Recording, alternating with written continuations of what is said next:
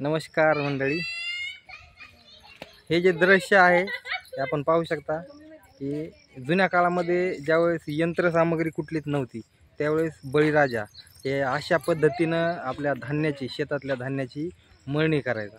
म्हणजे कणसातले जे धान्य आहेत ते जनावरांच्या पायानं तुडवून कणीस मोकळं व्हायचं आणि नंतर हे अशा प्रकारे उधळले जायचे.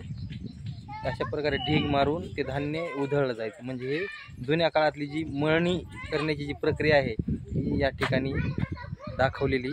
खूपच सुंदर. कारण ज्यांनी बनवलं आहे, ज्यांनी हे डोळे दिपवणारं दृश्य ज्या मूर्त्या बनवलेल्या आहेत, खरंच त्यांच्यासाठी एक त्यांना 100 तोपाची सलामी द्यावी लागेल. खूपच सुंदर हे दृश्य. मला वाटतं की आपल्या महाराष्ट्रात फक्त कोल्हापूरमध्येच आपल्याला बघायला मिळेल. कधी आले तुम्ही कोल्हापूरला तर नक्की या ठिकाणी येऊन हे शेतकऱ्यांची जुन्या काळातली जी मळणी आहे